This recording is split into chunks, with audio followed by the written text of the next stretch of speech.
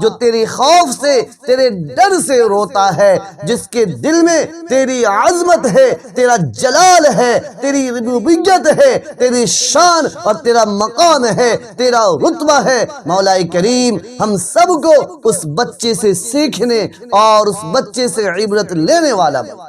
ہمارے آنکھوں سے گرنے والا آنسو کا قطرہ کتنا ہی معمولی کیوں نہ ہو، کتنا ہی چھوٹا کیوں نہ ہو، لیکن سمندر کے برابر گناہوں کو مٹانے کا طاقت رکھتا ہے، اس کا کوئی کام رک نہیں سکتا۔ جس کا حامی ہو خدا، اسے کوئی مٹا نہیں سکتا۔ بڑے ہی مبارک بادی کے قابل ہیں وہ لوگ جنہیں خوف خدا میں رونا نصیب ہو جائے۔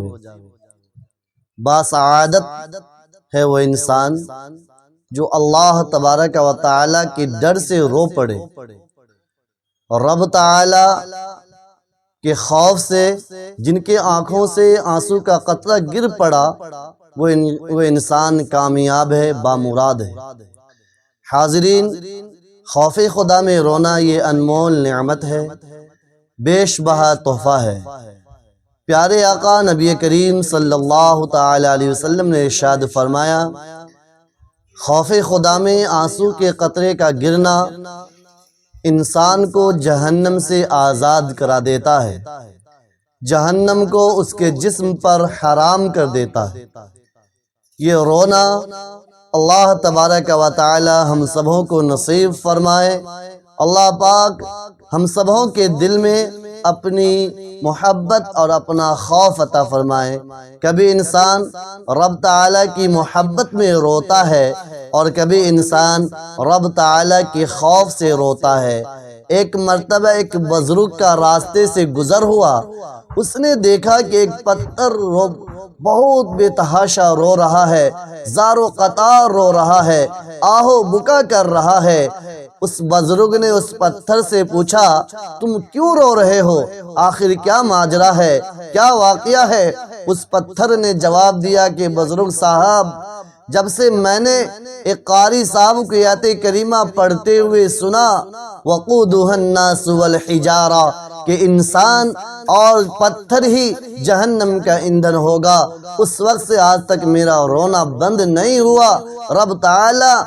رب تعالیٰ کہیں مجھے جہنم کا ایندھن نہ بنا دے۔ اس بزرگ کو اس پتھر پر بڑا ترس آیا۔ وہ بزرگ اللہ والے تھے۔ اس بزرگ نے رب تعالیٰ سے التجا کی، دعا مانگی کہ بار الہ اس پتھر کو جہنم کا ایندھن بننے سے بچا لے۔ مولا کریم اس پتھر کو جہنم کا ایندھن مت بنانا۔ اس بزرگ کی دعا قبول ہوئی، الہا ہوئی۔ وہ بزرگ اسے کہہ کر آگے کی طرف چل پڑے۔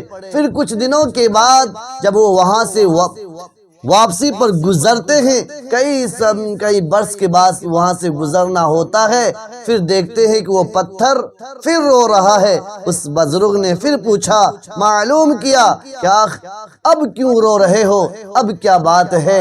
اس پتھر نے جواب دیا کہ حضور والا، پہلے رب تعالیٰ کی ڈر سے روتا تھا، خوف میں روتا تھا، اب رب تعالیٰ کی محبت میں روتا ہوں، اب رب تعالیٰ کی شکر گزاری میں روتا ہوں، اب رب تعالیٰ کی رضا مندی میں روتا ہوں۔ اس لیے رونا تو دونوں ہی حال میں ہے۔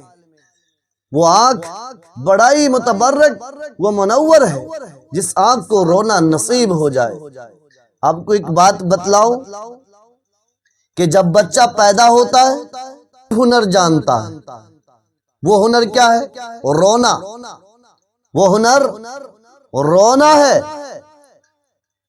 رو کر وہ 1 دن کا بچہ، وہ 6 ماہ کا بچہ، وہ 6 دن کا بچہ اپنی ماں سے تمام باتیں منوا لیتا ہے، ماں کو تمام باتیں سمجھا دیتا ہے کہ مجھے بھوک لگی ہے، مجھے پیٹ میں درد ہے، مجھے گیس بنا ہے۔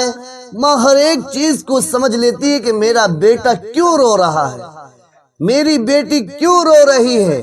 ماں سے ہر کام کروا لیتا ہے وہ بچہ۔ وہ بچہ رو کر اپنی ماں سے ہر کام کروا لیتا ہے۔ کاش ہم رب تعالی کے سامنے رو کر رب تعالی سے اپنے ہر بگڑے کام کو بنوا لیتے، سنوروا لیتے، اپنی مقدر کے ستارے کو چمکوا لیتے۔ کاش ہم رب تعالی کے سامنے روتے جو 70 ماؤں سے زیادہ محبت کرتا ہے۔ جب ہم رب تعالی کے سامنے روئیں گے، گڑ گڑائیں گے، آہو بکا کریں گے، رب تعالی کے سامنے الہا وزاری کریں گے، تو کیا ہمارے بگڑے ہوئے کام نہیں بنیں گے؟ کیا ہمارے رکے ہوئے کام نہیں سنور جائیں گے؟ 100% یقین کے ساتھ کہہ سکتا ہوں، کامل یقین کے ساتھ کہہ رہا ہوں کہ کوئی بندہ رب تعالی کے سامنے رونے والا ہو، رب تعالی کے سامنے آہو بکا کرنے والا ہو، اس کا کوئی کام رک نہیں سکتا۔ جس کا حامی ہو خدا، اسے کوئی مٹا نہیں سکتا۔ ایک مرتبہ ایک بزرگ کے محفل میں ایک چھوٹا سا بچہ بیٹھا، سسک سسک کر، بلک بلک کر رو رہا ہے، الہا وزاری کر رہا ہے۔ اس بزرگ نے پوچھا کہ بھائی کیا بات ہے، کیوں رو رہے ہو؟ تم تو ابھی بہت معصوم ہو، تم تو بچے ہو، نابالغ ہو، تمہاری تو ابھی کوئی مواخذہ نہیں، کوئی پکڑ نہیں، آخر کیا بات ہے؟ وہ محفل یہی خوف خدا کی محفل تھی، وہ مجلس دین کی مجلس تھی۔ اس مجلس میں رب تعالی کی جلال، عظمت، کبریائی، حمد و ثنا بیان کیے جا رہے تھے۔ اس بچے نے کتنی اچھی جواب دی۔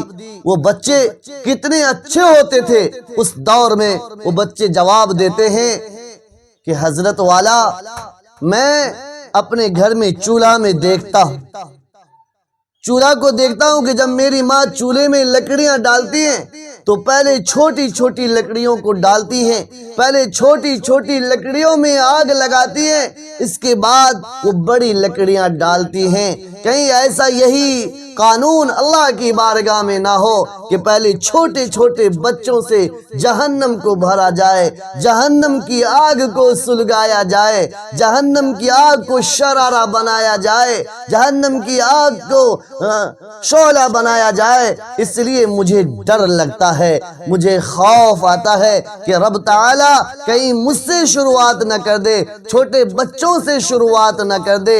رب تعالی کی بارگاہ میں ہم سب کو التجا کرنی چاہیے کہ باری تعالی ہم سب کو اس بچے جیسی سمجھ عطا فرما جو تیری خوف سے، تیرے ڈر سے روتا ہے، جس کے دل میں تیری عظمت ہے، تیرا جلال ہے، تیری ربوبیت ہے، تیری شان اور تیرا مقام ہے، تیرا رتبہ ہے۔ مولا کریم ہم سب کو اس بچے سے سیکھنے اور اس بچے سے عبرت لینے والا بنا۔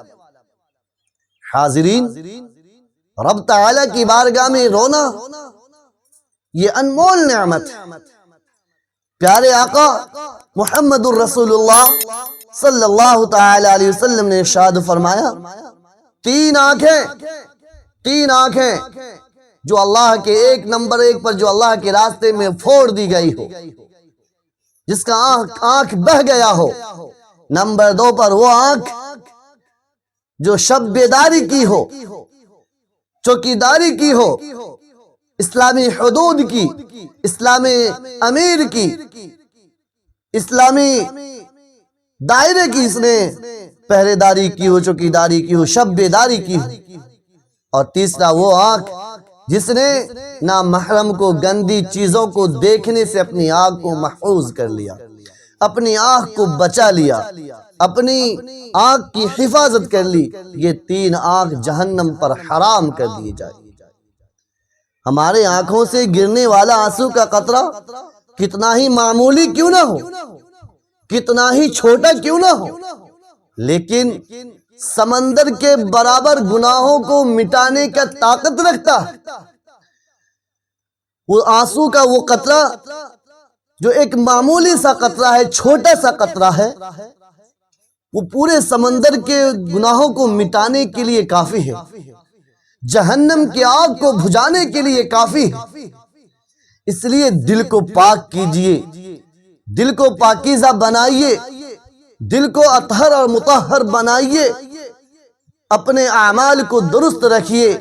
آج انسانوں کو گندے کپڑے پہننے میں شرم آتی ہے، گندے کپڑے پہن کر محفلوں میں جانے میں شرم آتی ہے، گندے کپڑے پہن کر سڑکوں پر نکلنے میں شرم آتی ہے، گندے کپڑے پہن کر لوگوں سے ملنے جلنے ملاقات کرنے میں شرم آتی ہے، لیکن گندی سوچ رکھنے میں کوئی شرم نہیں آتی۔ اگر آپ کو گندے کپڑے پہن کر شرم آتی ہے تو گندی سوچ رکھنے پر بھی آپ کو شرم آنی چاہیے۔